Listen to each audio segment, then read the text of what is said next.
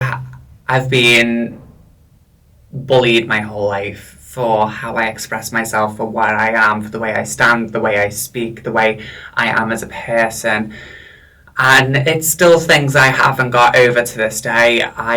Will forever carry that trauma with me. The kettle's on. Gail, hurry up. We're on live. Oh shit, sorry. Come on. Oh, Gail, right. Hi everyone. I hope you are having a beautiful day wherever you are in this gorgeous world today. As you can see, I am on my own in the studio today, so I may be a little stressed. You may see me going back and forth, checking the equipment, making sure everything is working, sound and well, body and mind. Because girls, gays, theys, bays, it is stressful. I don't know how JC did the takeover on her own. She is shit hot at everything. Me, on the other hand, I know equipment, and that's about it. But I know how to set it up, but everything else, girl, it's a struggle, mama. But, you know, while JC's away, I hear convent convention. She's learning how to be a holy woman today and for the remainder of the week. Don't know why, because she's pretty holy enough, girl. You know, she loves her baby Jesus. But I thought that this would be a perfect opportunity to talk about myself. You know, who doesn't love to talk about themselves? But it's more of a tell you guys my story. Obviously, as you can see, I am barefaced. She's naked. She's got no makeup on. I feel a little exposed. But I thought, why not have a nice chit-chat session with everyone and just sit here and play with makeup, you know, through my life and what everyone has, and what everyone had helped teach me, the mechanisms to cope and flourish, and where I have got now in my life thanks to these people and to these lessons that I have learned either from other people or from myself, because I am quite philosophical in a way. I am very like, everything happens for a reason, and sadly that's just the way it works. It's the way the cookie crumbles, girl. But we'll start with, obviously, you know, being young, not knowing what trans was, because it's the early 2000s, you know, it wasn't spoken about. It's not very commonly spoken about. I didn't know what it was. I always knew I felt different. I'd felt like a girl, but I never understood why I felt like this. You know, I'd be playing house or school or playing these certain type of games, and I'd never know why I would always have to feel like I played the girl. I always played the older sister, you know, even though I was very much a boy. I'd always tie blankets around my head, and not my head, around my back and up to my neck to give me like capes and stuff. I'd always put like a towel or a t-shirt on my hair to make it look like I had long, luxurious hair, which I still don't have now, girls. But one day we will be there. And I grew up most of my life feeling a little bit left out, because for most of my childhood life I was surrounded by just sisters. I didn't get a brother until I was 15. Now, there was like Cher, there was like your queer icons, but it wasn't as socially acceptable as it is now. So, you know, most of my life I was wondering what's wrong with me. Why is this? Like, my other sister, who's the second eldest, Sophie, she was very tomboy in her presence. You know, she had very masculine energy, and my mum would always say, you two were born in the wrong bodies. Like, you should have been like, I should have been the girl and she should have been the boy. And I think even to this day, we both agree with that statement. Sophie is a very open lesbian or bisexual, pansexual person. And, you know, it's all of the family are a bit fruity. But I didn't decide to transition for years. I knew once I got into about high school, like I went through, there was a time in primary school, my mum was a trained hairdresser, and she had, those mannequin doll heads, and you would take those and you would basically, I would cut the hair off, leave a bit of the scalp, and put them on my head because they fit, because I was only obviously a child. I'd put them on, I'd take them to school, I'd prance around the play garden, or whatever, the playground, like that, and I felt completely comfortable. I felt like myself, I felt fulfilled. It's a lot to think about, because obviously I've been bullied my whole life for how I express myself, for what I am, for the way I stand, the way I speak, the way I am as a person. And it's still things I haven't got over to this day. I will forever carry that trauma with me. I literally got ridiculed day in and day out for the majority of my life. And obviously some people will say, well, you weren't helping the situation, but at the same time I was a kid exploring and doing what gave me relief and gave something to me that no money could buy, and that was peace. Living my truth. And then I remember getting to a bit older, so obviously my mum was married to my dad, who was an absolutely vile man. He was not a kind person towards me, towards my mum, towards anyone. He was a very aggressive man. He was very angry. And if my mum had stayed with him, we would probably not be here. I definitely wouldn't, because he would not have allowed me to be a trans woman or to be gay or anything of that sort. And obviously, when that relationship had de-escalated and faded into the background, I obviously was quite thankful to escape from that. And I was able to explore. I first come out as bisexual, as I think I was like 12 or 13. I think my mum had been on my phone or into my Facebook and seen that I was speaking to boys. So I come out as bi first, and then I come out as gay. Because I was still exploring. I obviously didn't know what trans was or none of that, so I'm exploring myself, and I was like, okay, well, I definitely don't like girls, but I do like girls. And if that makes sense, like, I'm not attracted to women, but obviously now looking at it, it's because I was envious of them. I wanted to live through them, vicariously through them. Do you know what I mean? I am quite a feminine person. I love makeup, I love hair, I love clothes, I'm just very feminine energy orientated.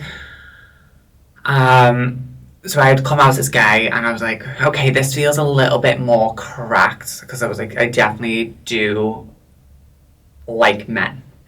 And I was gay for a while, and then I started watching RuPaul's Drag Race, and this was, I'd say, was the spiral and point in like my life. I had noted, like, I was watching RuPaul's Drag Race, and I was like, oh my god, I want to do this. So I spent weeks planning and organising what I was going to do, what my name was going to be, and over time I started to do the makeup. And then from doing that, I thought that I felt content, I felt ready, I felt prepared.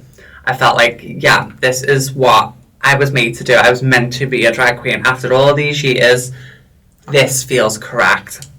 And I did it for years. Even before I became 18, I was like 15 maybe, and I was doing drag. I was hiding in my bedroom, locking the door, putting a full face on and stuff, petrified of what my family would think. And luckily, they were absolutely amazing. I could not fault them. They were so accepting. My mum was my number one fan. She would always ask me what I'd want, and she'd buy me the heels, she'd buy me the bags, she'd buy me absolutely everything I ever needed. But I am getting ahead of myself here. So I would do all that in the bedroom, get ready, put the face on, and that I would put on my mum's clothes and shoes when she went at home. Then it came to being about 15, and I finally discovered what trans was. Because at this point, like any night out I was going on, even at like 16, I was still questioning myself. And I was like, why can't I go out without drag and not feel like myself? I felt like if I wasn't in drag, I wasn't me. So obviously that had set up a lot of questions in my mind that I couldn't answer. You know, at this point as well, it's still not as highly spoken about. The best way I can do is explain this is Nikki Tutorials was still not out as an open trans woman then. You know, it wasn't something like that it wasn't something like we could just easily express and tell. And I was young, I mean, I was a kid. How am I supposed to know all this? It takes time, and this is where I have stood my ground very openly about you need to take the time to express your journey. You know, I know so many people that run into something and like the detransitioning episode, a lot of people think, yeah, this is right. Don't sit there and take the time to fully think and reflect on it and run to it. And then over time they go, actually, this isn't for me. And yeah, this may cause damage to them, but it's also causing damage to the community. So for me personally, and this is my truth, you've got to take that time and fully evaluate if it's for you. Look at the risks, look at the procedures, look at absolutely everything, and make a calculated decision if you can or you can't do this. For me, over time, I had expressed to Mac that obviously I was trans. I was about 15, maybe 16 at this point, and I was like, I don't know what to do. And thankfully, I had these people around me that I was able to speak to. I had my friend Elle, I had Macaulay, I had Carol. I had so many amazing people that taught me so many amazing things. If that was either how to better my drag and my stage presence, or help me just be a better person and showing me that there's more to life than just your label, and that you can do anything through that. And my friends were very like, if I said something, I was like, I don't want this to be brought back up, let me just live. So I had decided that I wasn't going to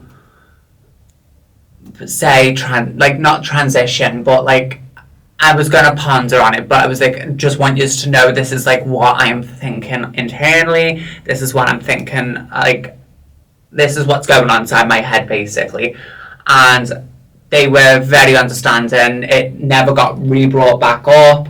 It was left completely where I wanted it, and that was just to be unspoken of.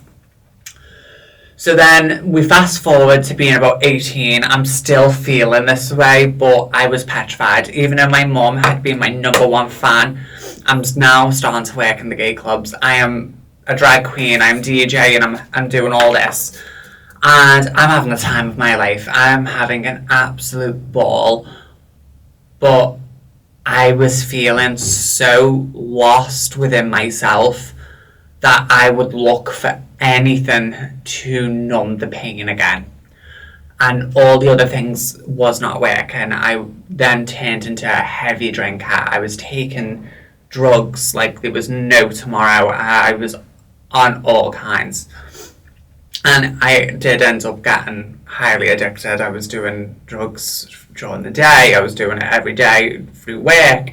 It was bad. It was a bad situation that I would never want to do again, and thankfully, because of COVID, I was able to sort myself out and get on the road of recovery. But I was still feeling very much trapped within myself. I didn't like who I was. As I'm getting older, the male puberty is coming in, and things are changing. You know, I'm now starting to grow a beard, and my Adam's apple's becoming more pronounced. I'm getting taller. My body is changing, and it really upset me. I did not like it. I became very angry and very upset, and I'd erupt. I just was not happy in the slightest. And I did some nasty things. I said some horrible things because I wasn't in the right frame of mind. And it's no excuse. You know, I will take full accountability for my actions and my words I have expressed to other people, myself, and to anyone. I am deeply apologetic for that. You know, even though I'm not in the right frame, was not in the right frame of mind, it does not give me the right to be someone like that. I'm always, number one is, I know you may be going through something, but it does not give you the right to be a nasty person because you're hurting. You know, yes, it's easy to do. You can just switch it on like this, but it's not right. And you, by using the excuse of, well, I'm not mentally stable, I'm not mentally well, is a cop-out.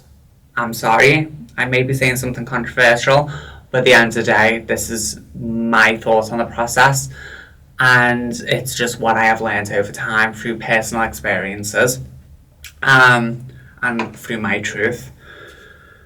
So, did some nasty things, wasn't very impressed with myself. I had started work, and obviously I had a whole ordeal.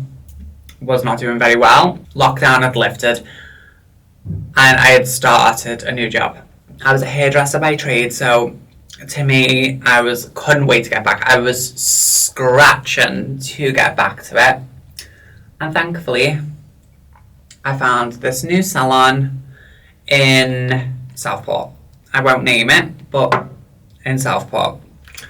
And I was having a fun time. You know, I was back to doing what I had loved to do for years, and I was just made up to be out of the house, give me something to not focus my mind on and my energy on anymore.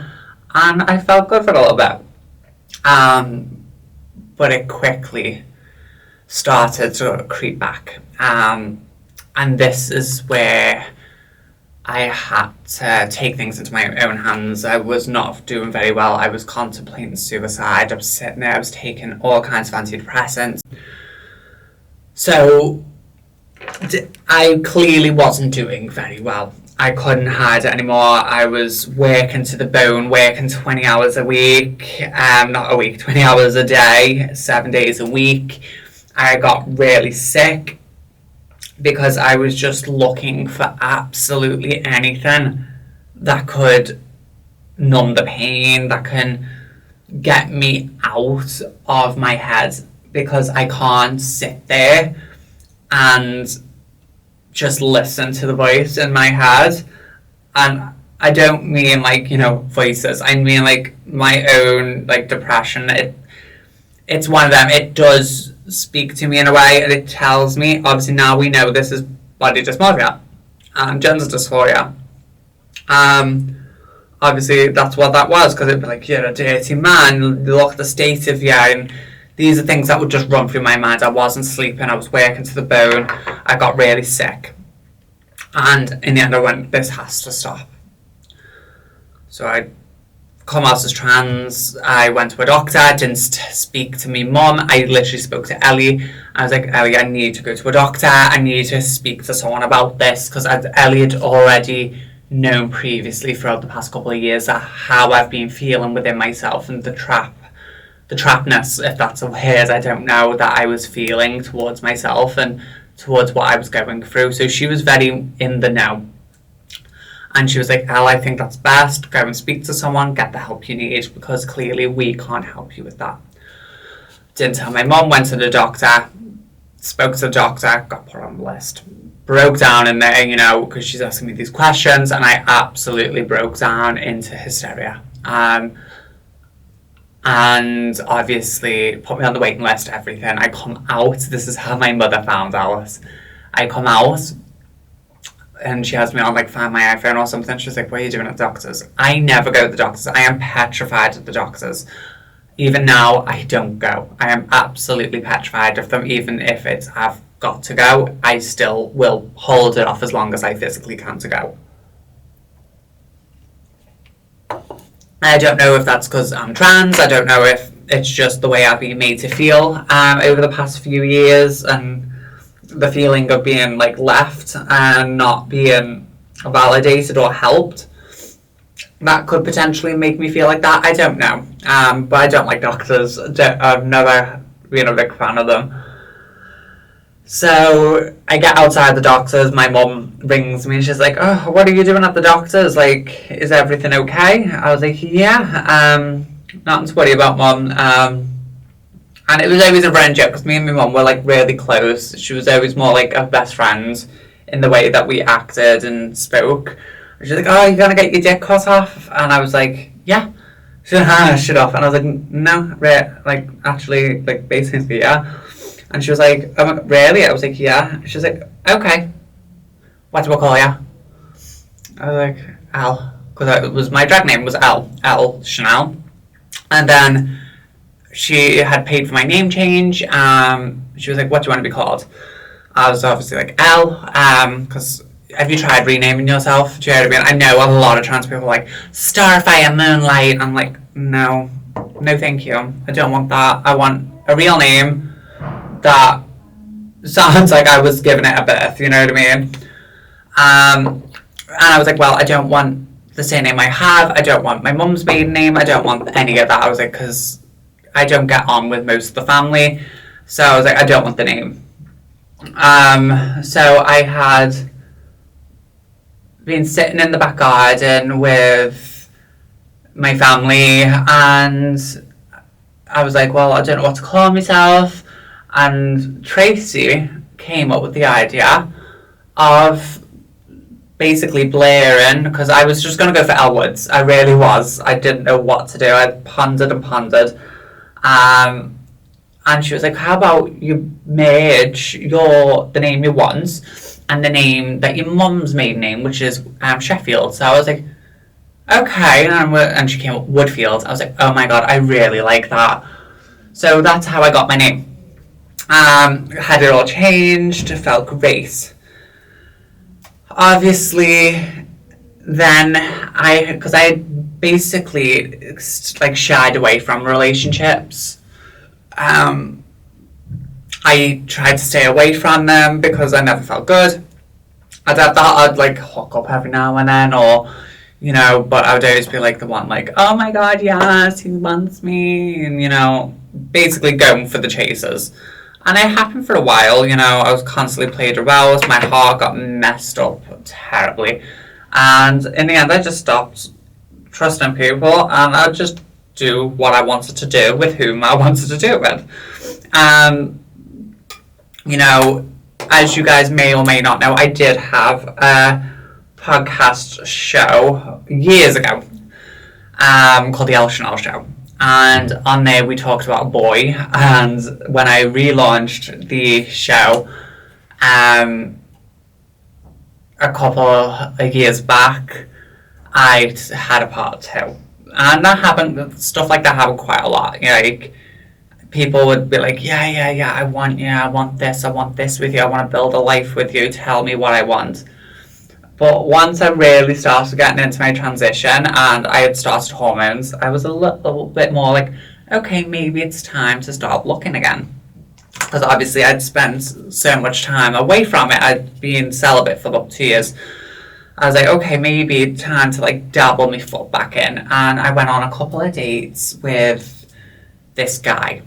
We'll call him Joshua.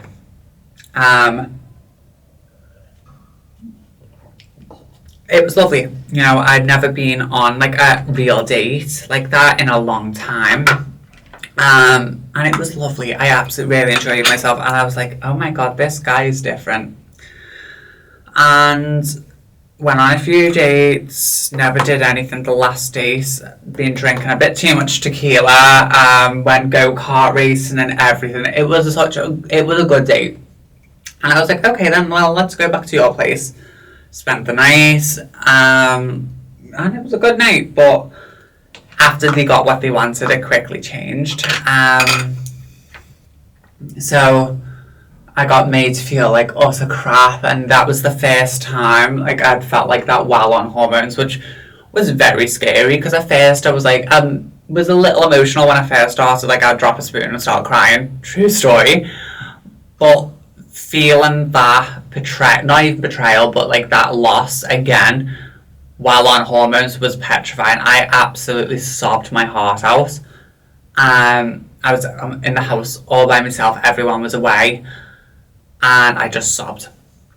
My friend ended up coming around having dinner with me that day, and I was like, "Thank you so much for coming. Like, I really needed that." And Rosie was like, hands down, like a savior to me that day. Like, me and Rosie have gone back for years. Like, we have known each other since we were in primary school, basically. Was it primary school? Was it early high school? I think it was.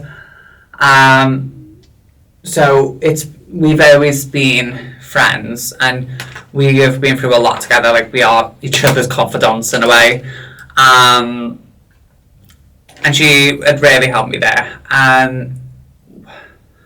So after that, I kind of stayed off it again. I was like, right, I'm not ready for this mentally, emotionally, physically ready. Maybe let's just call it quits and just let bygones be bygones. And I did, I let it go. I was like, whatever. I started speaking to a few other guys. I had an army guy, we'll call him army guy. He was very hot and cold all the time, and I think he went away for a bit, they came back. He's like, oh, well, I go to America in a couple of weeks. I was like, okay, fabulous. Like, but when I get back, I'd love to, take you out, give you the life you deserve. And me being me was like, oh my god, yeah, I love that. And there was a time, like, we were planning to go and he cancelled, and I was fuming. Like, I'd booked train tickets and everything to go. And he cancelled, and then didn't hear from him for days. Came back. Just before he went to America, he came back, tried to get back into me. Me being me, let him. But I made him work for it a little bit more. And he's like, oh, I want to send you flowers and stuff and presents to say I'm sorry and show that. I'm like thinking, he did send flowers to the house, and they were lovely flowers. And like a teddy bear and a card. I was like, oh, lovely, thanks, Jerry. And then that quickly went, because when he did go away, he would ring me while in America. Obviously, it was a bit harder because of the times difference, but I would, like, make it work, do you know what I mean? I'd call him, he wouldn't answer, or he'd call me when it convenienced him, which is fine, do you know what I mean? He is in America with the army, but he'd call me at random times, and I obviously had the time stuff on my phone, so I knew what was happening. And then I got a text, and he's like, Elle, I really like the fact that you want to make this work, but obviously, like, right now it's just like my head's not in it, blah blah blah. I was like, you know what, it's fine. I was like, you do you, I'm gonna go that way. And then that basically quickly faded away again, which I was not that fussed about. I was like, whatever. I kind of had a feeling this was going to happen. So I did that. I then met another guy not long after.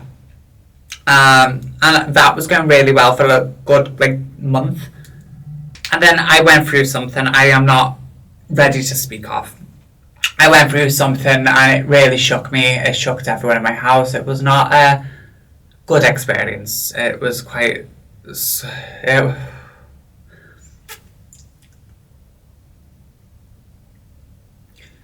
I don't like to think about it.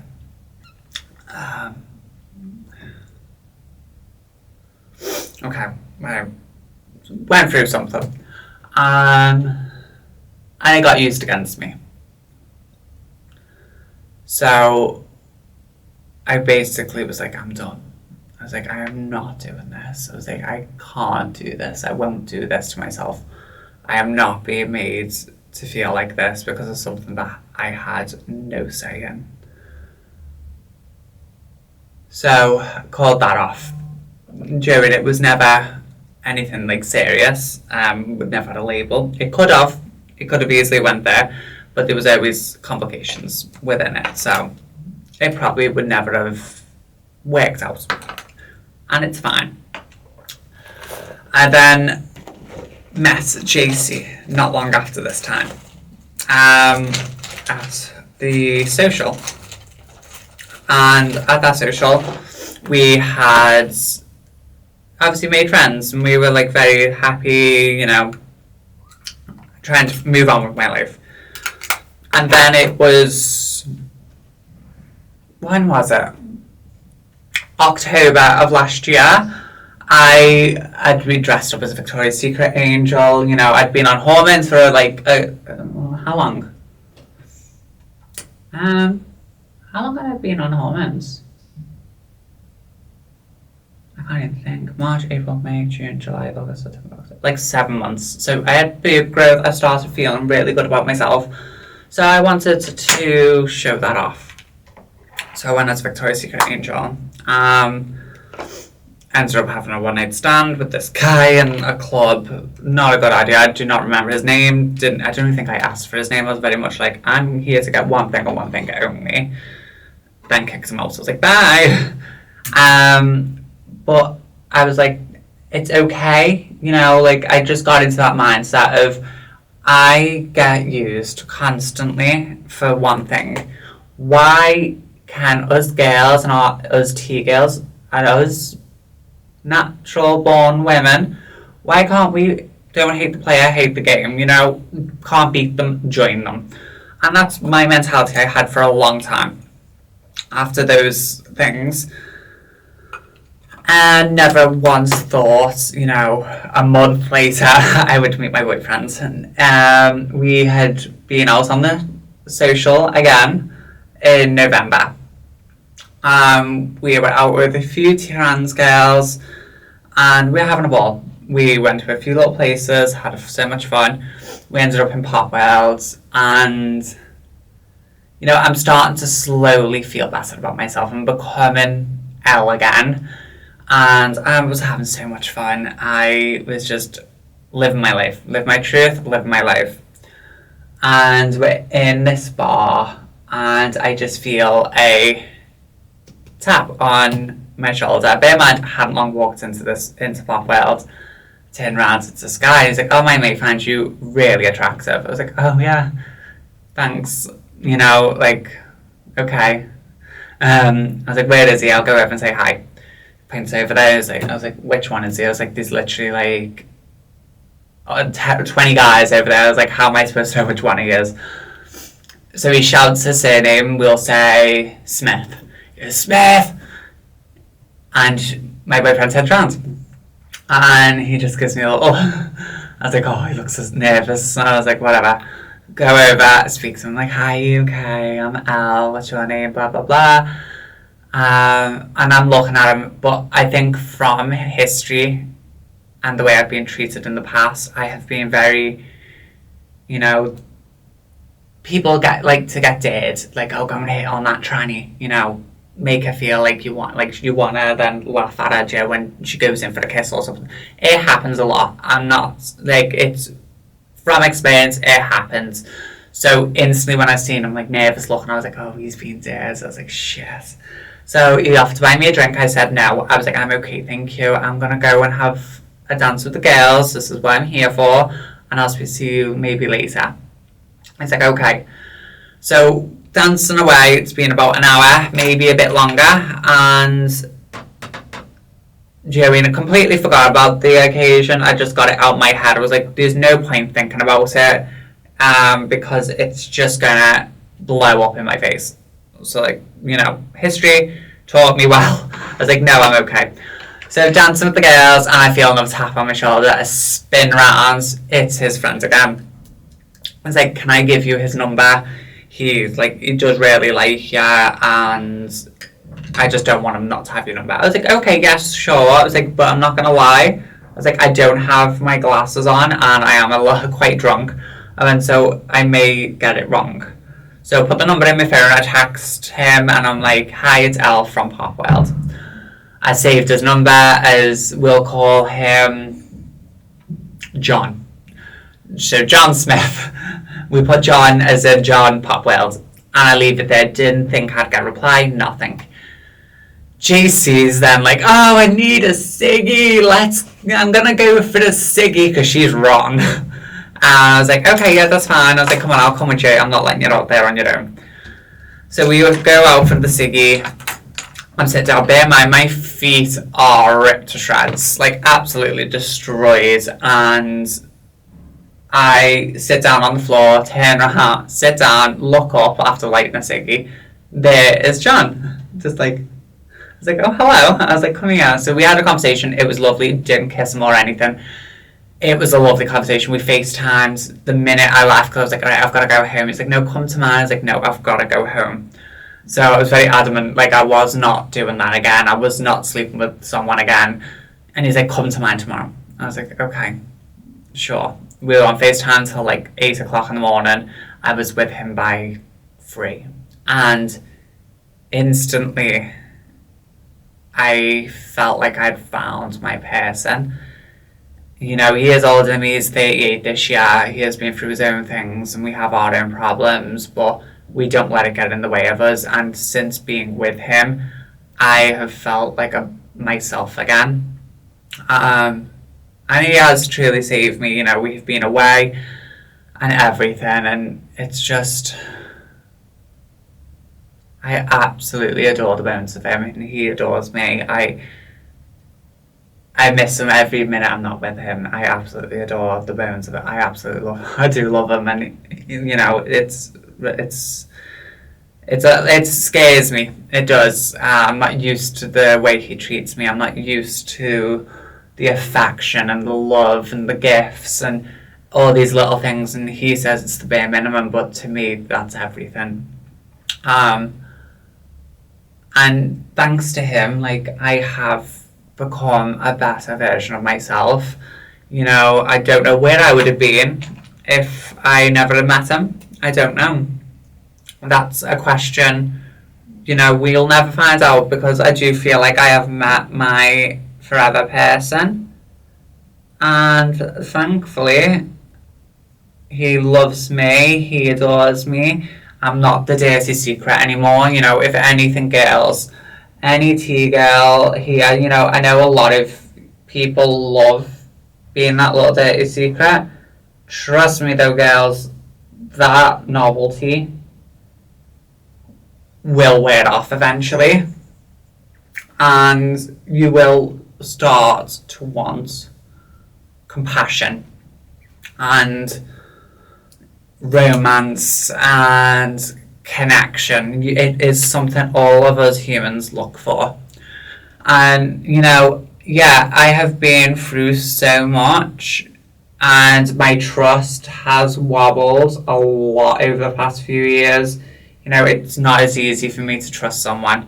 You know, when I told Adam that I loved him and that I want us to be together, it took me ages. I couldn't. I was like, literally, true story. I was like, no, please don't make me say it.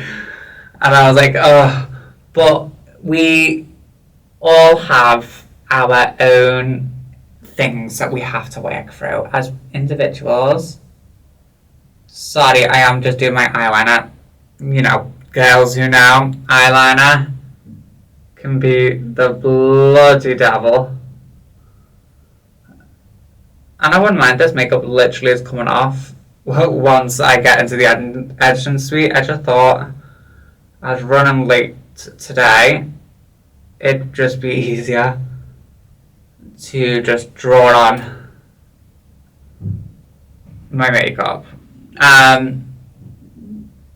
But yeah, so, you know, we will eventually outgrow ourselves and our surroundings and these things that we do as people and as individuals that we just absolutely adore. You know, I never once in a million years thought I'd meet the love of my life, especially in today's climate of the trans agenda. You know, never thought in a million years I'd walk into a straight bar close to this straight area of town and find someone as kind and as gentle who has helped me in my own identity.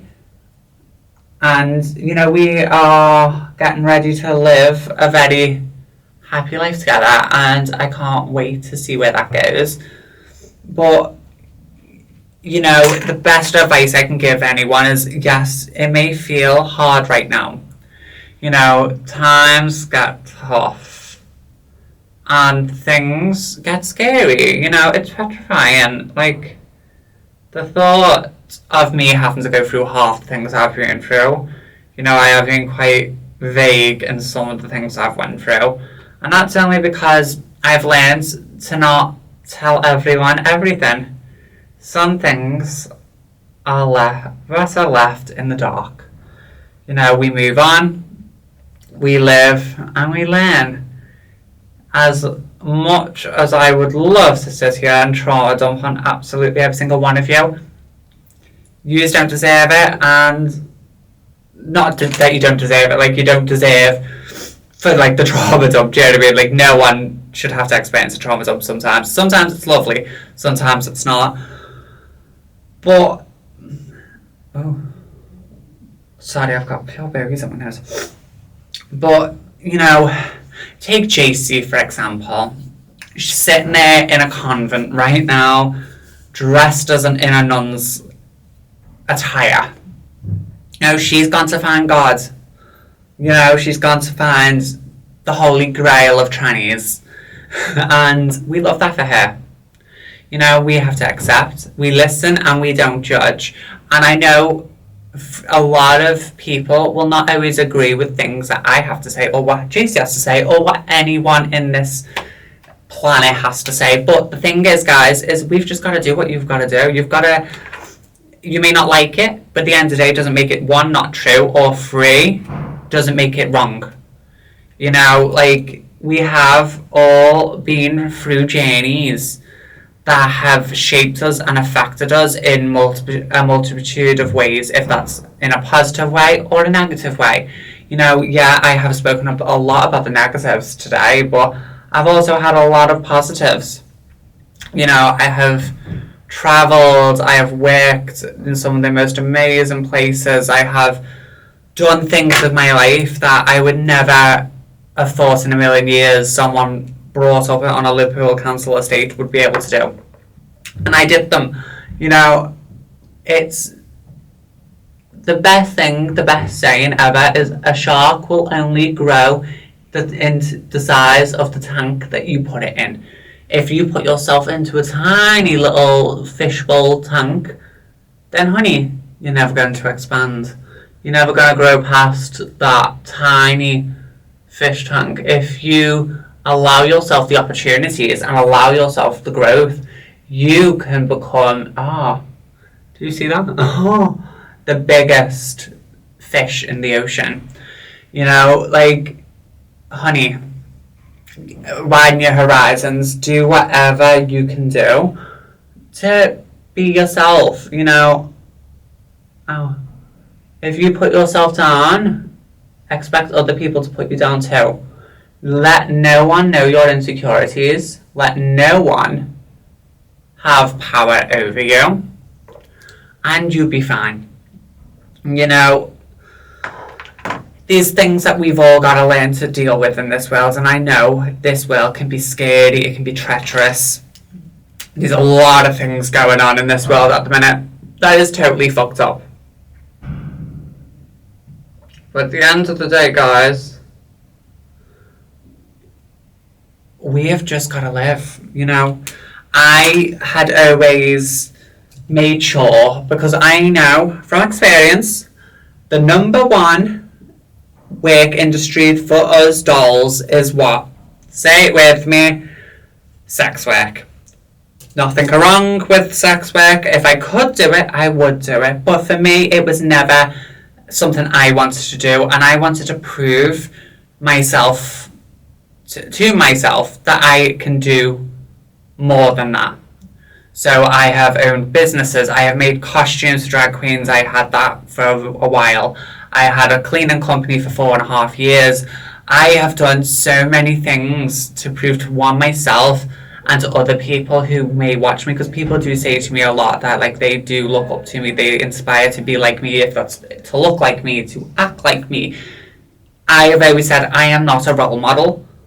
I just do what I think I can do.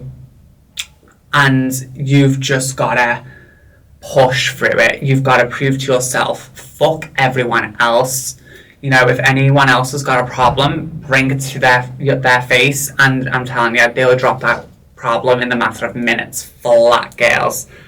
Don't worry about it. Fuck them. Fuck them. Fuck all the haters. I'm telling you. Because people only have a problem with you when they see you thrive, and it comes from a place of jealousy. And honey, we do not have room for jealousy here. We don't do jealousy. We do uprising. We do... Oh God, I have really butchered my face there with that mascara. Can I just blend it out? Yeah. Is my makeup looking gorgeous today? No. But you know what? It is what it bloody is, guys. At the end of the day, it's only bloody makeup. It can come off. But that's basically my story. If you would like to know anything else, you know, if there's certain things you'd like me to go into more, let me know. I will happily do another one of these videos. Can we just say a silent prayer to JC? Dear Tranny God, who art not in heaven, hallowed be thy puss. Until JC's done with her nunnery fun, as in art and in the house of Gaga. Please give her her daily wine and make sure she has her nicotine, aka a vape. Otherwise, she will unleash the hell, the wrath, and the jolly gorgeous time of heaven and hell and purgatory and bricks. She will let off a lot of bricks.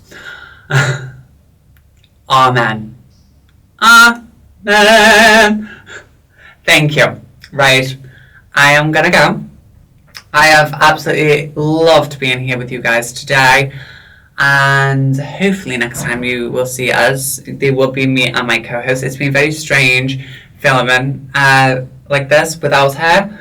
But, you know, this is things that we can't control. Things happen, and we are here. We are here. We are queer. We are here. We are queer. But yes, I hope you have a beautiful day. And I shall see you next time. Bye. Au revoir. Arrivederci. Toodles, trata, au revoir, ciao, bye. Thank you for watching. Searching for tea Find us on Insta and TikTok. for your daily dose of Mutuality.